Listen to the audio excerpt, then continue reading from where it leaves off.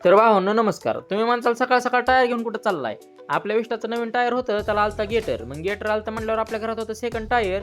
मग second tier टाकलं तिथं नवीन टायरच्या जागी आणि नवीन टायर दिलं रिप्लेसला का तर वॉरंटीमध्ये होतं टायर म्हणून रिप्लेसला दिलं. आणि तिथनं परत आम्हाला जायचं होतं आज रामलिंगला. मग रामलिंगला जायचं होतं म्हणून रिस्क कशाला घ्यायची म्हणून आपण टायर घेतलं एक्सचेंज करून.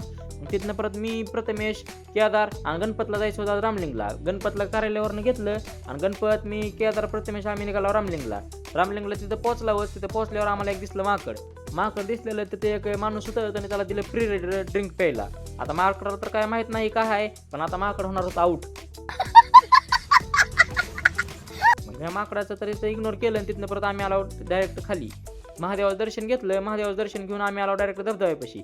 धबधब्याचे तिथं पाण्याचे तिथं फोटो ते काढले. आम्ही सगळे मित्र तिथं आलता. मग तिथं फोटो काढले आणि तिथनं फोटो काढून आम्ही आलो डायरेक्ट डोंगरावर तर आपण आज ट्रॅक करणार होता. आज जिथं जिथं पाणी दिसतंय आम्ही तिथं जाणार होता. आज काही सुट्टीच नव्हती. मग तिथनं परत मी, प्रथमेश, केदार आणि गणपत आम्ही आलता वरी. आम्ही 4 जण खालचं धबधब्याचं पाणी बघून आम्ही आलता डोंगरावर कसा विषय झाला, झाड कमी माणसात जास्त झाली. कारण पावसाळा आला की रामलिंगवर सगळीच फिरायला येतात. मग रामलिंगच्या डोंगरात सगळे हारपतील म्हणून आम्ही सगळेजण एकाच ठिकाणी हिंडत होतो. मग तिथनं परत आम्ही जिथे जिथे पाणी दिसतंय तिथं जात होतो. तिथं जायच्या आधी तुमच्या भावाच्या पायाला लागला दगड, तिथं न्यायला लागलं रक्त. आता काय करता म्हणलं जाऊ द्या, इथनं ह्याला मारा इग्नोर.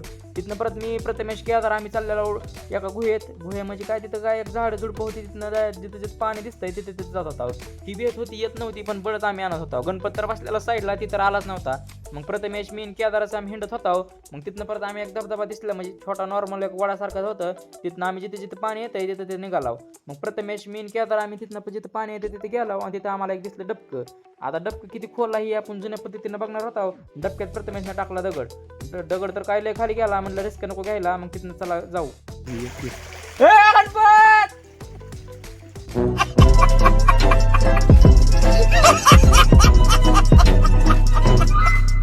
आम्ही पुढे आलता. गणपत आता मागं. गणपत हरपण आहे म्हणून त्याच्या नावाची दिली गर्जना. मग तिथनं परत आपल्या तोंडावर घाम आलता. मग तिथं तोंडात पाय धुवून घेतले. मी घेतलं त्यावर प्रथमेशने तोंडात पाय धुवून घेतले. आणि तिथनं परत आम्ही पुढचा ट्रॅक चालू केला.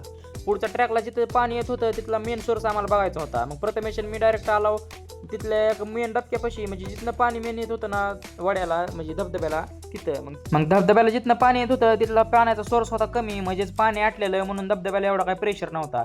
मग तिथलं धबधब्याचं पाणी काय येत नाही आपण तिथलं बघितलं. आणि तिथनं परत आम्ही निघाला वापस. आणि तेवढ्यात प्रथमेश म्हणतंय आपला आता ट्रॅक करून आपली जिरली, चला येत ना आता बार्शीला.